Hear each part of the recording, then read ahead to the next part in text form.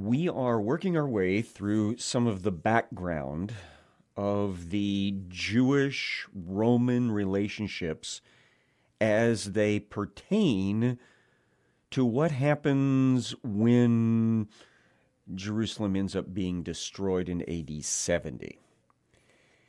I think that there is too much misunderstanding about the situation in the lower Middle East whenever the New Testament events were taking place. I think some of it comes just from the fictionalization that has occurred over the years about the New Testament story, where Judea, the lands of the Jewish people, were kind of portrayed as being invaded and occupied by the Roman military might, and that the people were horrendously treated and taxed, and they were constantly in fear for their lives, and everything was dark and poor and dirty and unhealthy. And as I hope you've already figured out, that none of that is the way things looked in the first century period of the lower Middle East. The Jewish people and the Roman people had been allies for going on 150 years by the time the gospel story takes place. And Herod the Great's dual citizenship, he was both Jewish and he was Roman. And he had every intention of making his kingdom of the Jews one of the premier places in the Roman Empire. And since he was exceptionally wealthy and friends with the emperor and all of those in high positions of authority in the Roman Empire, he was able to accomplish that goal. So things start looking a little dicey for the first time, honestly, in the story of Jesus when Pontius Pilate arrives in the land. You remember, he came in about 26, and the first thing he wanted to do was go ahead and have his troopers take their military standards and their military images that would have been part of their awards on their uniforms with them when they went to Jerusalem for their tour of duty. It had been a long-standing practice of all the prefects that came before that to not allow any troopers to take such things with them when they went into Judea proper out of Caesarea on the coast. Well, you remember what happened. The people complained, the people demonstrated, and even though Pilate threatened, they maintained their ground, and so he blinked. And so, crisis averted. The respect for things Jewish inside the Jewish homelands continued. And so Jesus, of course, has his ministry between 30 and 33. He dies and rises again in the spring of 33. His church is birthed at the end of the spring, the beginning of the summer of 33. And we can kind of summarize the Jewish attitudes of this thing that we're talking about, the Jewish-Roman relationship, in this manner. There were people going by the term Herodian alive at the time. And those that were in Judea and Samaria and Idumea, which was governed by Roman prefects at this time, these Herodians wanted and worked for a return to Herodian rule, specifically Hasmonean rule, since a couple of the grandsons of Herod the Great were also grandsons of Mariamne, the Hasmonean princess.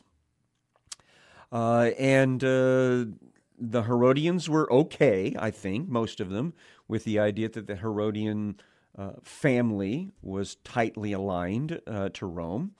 They understood that taxes would therefore be indirectly paid to the Roman Empire through the Herod regime, and they were fine with that. In fact, that's actually what was going on ever since the time of Herod the Great, up in Galilee and over in Perea, and in all the other Herodian areas to the north and east of the Sea of Galilee. Now, there were Roman soldiers present in those Herodian areas, but they were not in charge. They were there as guests of the Herodian governments. And more than likely, their purpose for being there was to protect Roman assets, like the Roman road system and the water systems, the aqueduct and reservoir systems, as well as protecting any Roman citizens, many of whom were Jewish, that happened to be living in those regions. You know the centurion in Capernaum on the north coast of Galilee. He was stationed inside Herodian governmental region. Why was he there? Well, more than likely, he was what we would consider a Roman highway patrol commander. And he and his unit were stationed at Capernaum right there at the border between two Herodian areas, the area of Galilee and then the area of the Golan. Now, that's the Herodians. The Zealots that we read about, that we hear about, some of them identified with Pharisaic principles, and they probably were Herodians as well. However, a few, at least, of these zealots seem to have wanted complete independence from Rome during the time of Jesus. They wanted the Sanhedrin and the high priest to rule either alongside a king, maybe, or maybe ruling instead of a king. But they definitely didn't want any taxes going to Rome, direct or indirect. They wanted Jewish autonomy. Now, the Pharisees and the Herodians during the time of Jesus had conspired together to try to get rid of him. You remember that from reading in the Gospels. At Jerusalem, only days before Jesus went to the cross, these two groups tried to use the tax issue as a wedge between Jesus and his followers. And you remember that he very skillfully turned that tax trap into a teaching that, here, give me a coin, show me who's on the coin. Oh, it's Caesar. Well, then you need to give to Caesar the things that bear his image and give to God the things that bear his image, which basically meant pay your taxes and give God yourself because you were made in his image and likeness. Fantastic response. But you'll notice that he never once talked about taxes being something you should stop doing. Now, the reality is, and I know a lot of people probably find it frustrating to acknowledge this, the reality is the majority of Jews living in the time period of the gospel and the early church seem to have been perfectly satisfied with the status quo of Judea and Samaria and Idumea being part of the larger Roman Empire, along with all the perks that came with that, including legal protection of their Jewish religion and traditional activities, and the fact that they could be overseen by the Jewish Sanhedrin and by a Jewish high priest. They were perfectly fine with that. Like pretty much everyone else, they didn't really particularly like paying taxes to anyone, let alone to Rome, but they paid it anyway because they saw that it was necessary in order to live in a material world where roads had to be built and Aqueducts had to be constructed and reservoirs as well, and security forces had to be paid and things like that. Now, here's the thing that I want to remind you of as we move forward here. In the week before his crucifixion, Jesus gave his Olivet Discourse, his prophecy about the future. This is in Matthew 24 and Mark 13, Luke 21.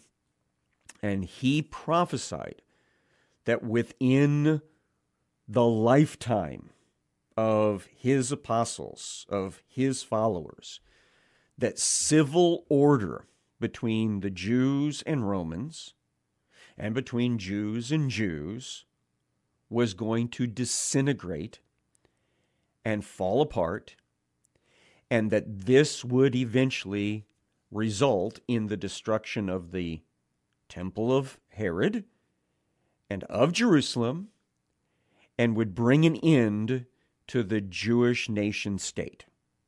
All of that is prophesied in the Olivet Discourse.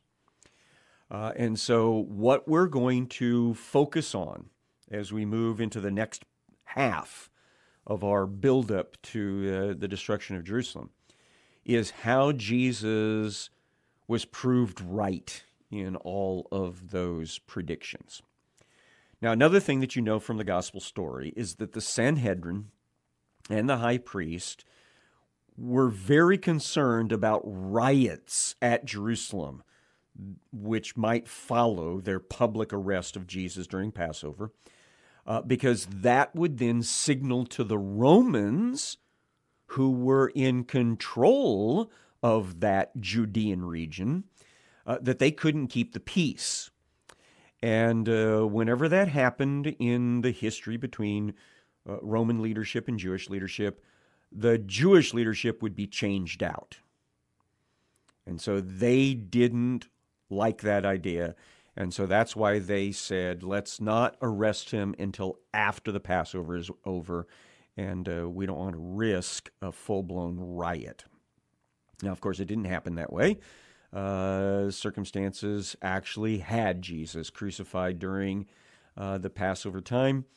No riot ensued, and so we get to move on through the rest of the history of relationship between the Jews and the Romans.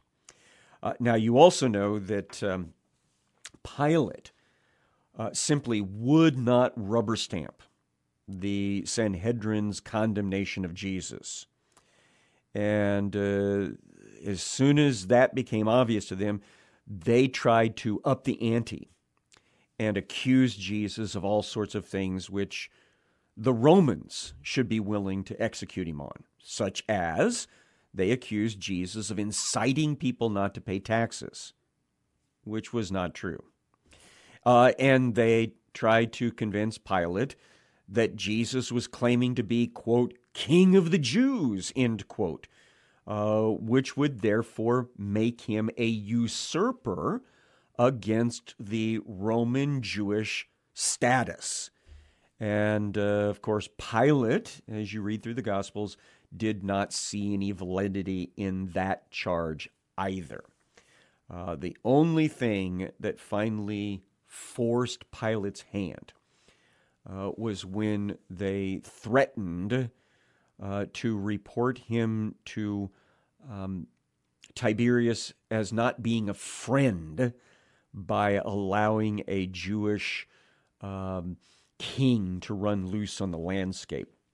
And that seems to have cinched it for Pilate. Now, you might wonder, how come that worked?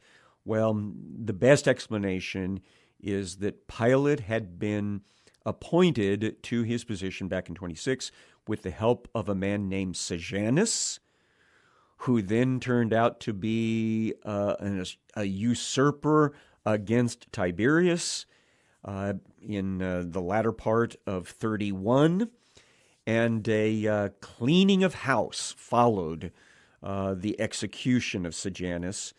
Anyone that he had touched during his administration as Tiberius's assistant pretty much was removed from office, some of them executed. Pilate seems to have escaped that first purge, but he still had a little bit of the taint of Sejanus on him, and so that's probably why he caved to the demands of the Sanhedrin and the high priest. All right, so what we're going to do next is we're going to go through the 30s and the 40s and talk about the slowly deteriorating relationship between the Jewish and Roman peoples. So in 34, which is just the year after the beginning of the church, we have Herod Philip die. He was the one that was in control of the Golan on the north of the Sea of Galilee region. He's the very first son of Herod the Great to actually die in office. His tetrarchy, which was the name of his administration, it was placed under the administration of the Legate of Syria, but its tributes, that is the money, the revenues coming into it, were kept in the region awaiting later assignment, apparently to a different Herodian heir. So it wasn't that the Romans just took it over. They held it in trust for another Herod. In 35, Tiberius sends a new legate to the land of Syria. And remember, Syria was the ultimate controller of the lower Middle East. In 36, Herod Agrippa I, who was the older of two brothers, who was the grandson of Herod the Great, and also the direct descendant of the Hasmonean line through his grandmother, Princess Miriamne.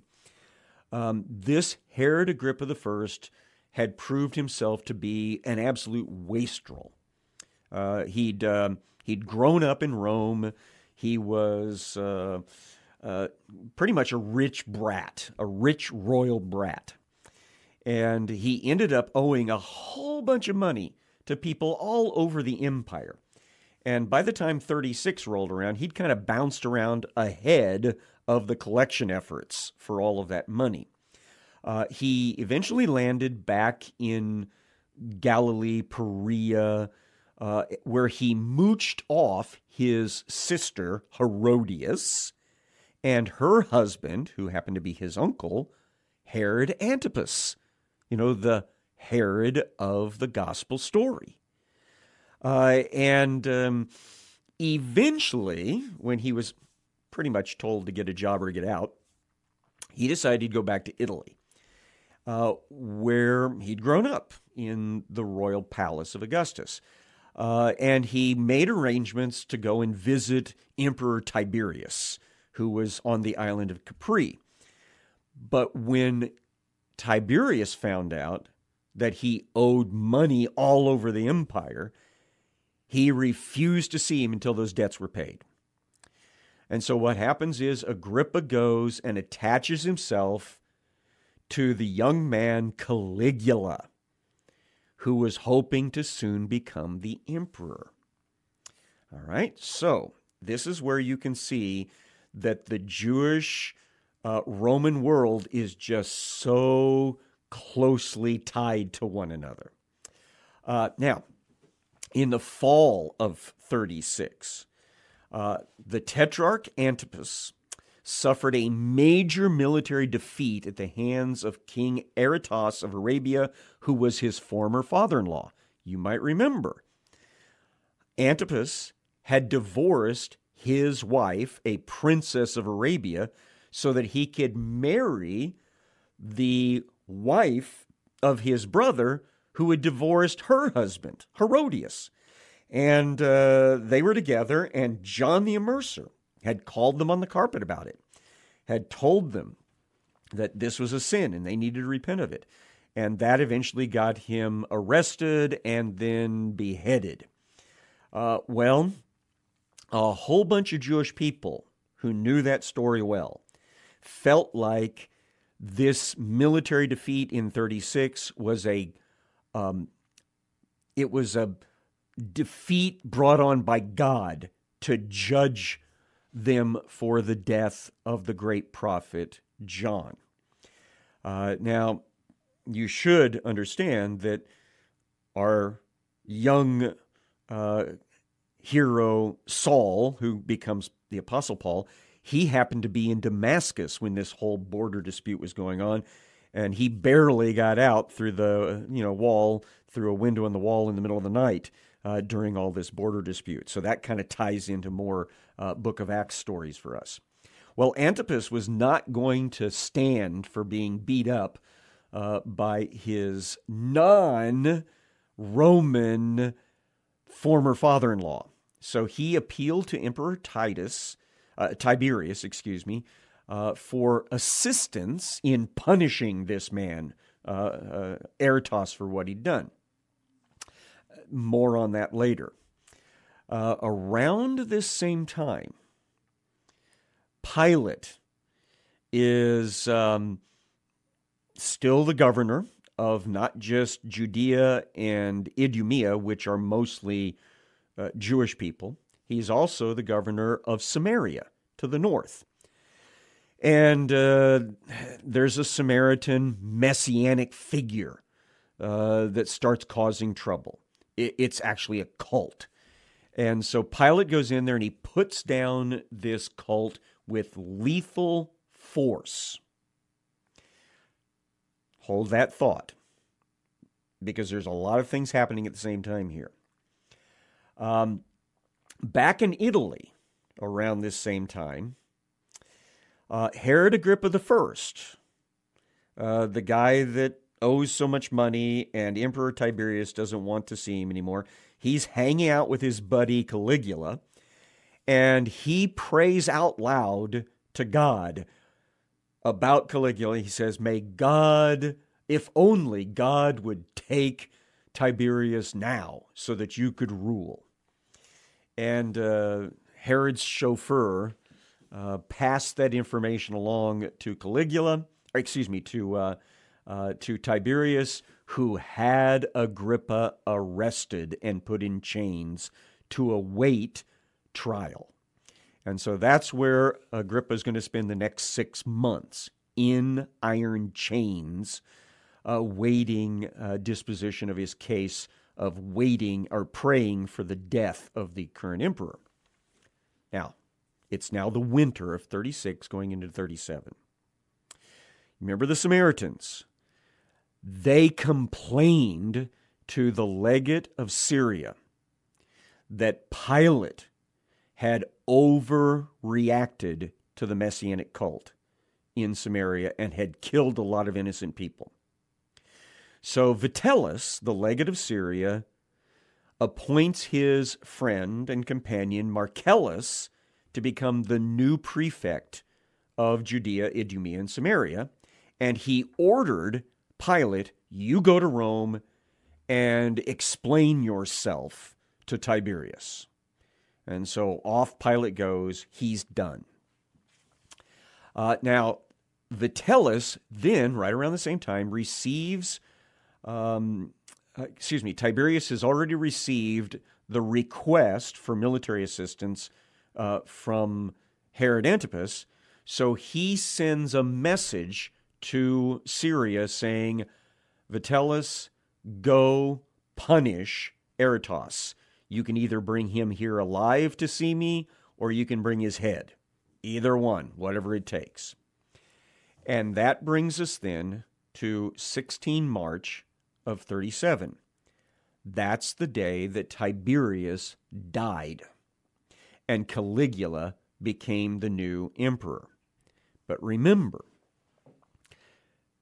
communication takes a while between Italy and the Middle East. And so even though Tiberius is dead and Caligula is now ruling, they don't know that in the Middle East.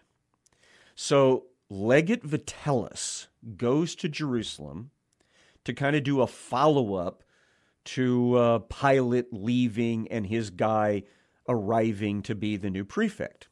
While he was there, he canceled all sales tax on produce inside Judea. Now, that's a big financial bonus to everybody that's Jewish, isn't it? He also ordered that the high priestly uniform, which had been kept in Roman custody up to this point for a long time, should be put back under full Jewish control.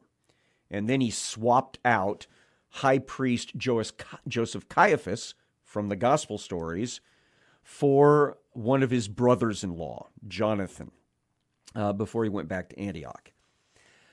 In Italy, in that same spring, once the mourning for the late emperor was finished, Caligula then had Agrippa I, his buddy, released from Roman custody. He gifted him with a gold chain of equal weight to his iron one, and then he gave him the former tetrarchy of the late Herod Philip. Remember the place that had been kind of kept in custody for a later Herod. Pilate arrived in Italy right around that time, and because Tiberius is dead, he doesn't have to give an account to him. We don't know whether or not he met with Caligula, but we do know he never got his job back because he doesn't return to the Middle East. Instead, Caligula sends Marullus to be the new prefect there. Now, we're running out of time, so don't lose the thread here.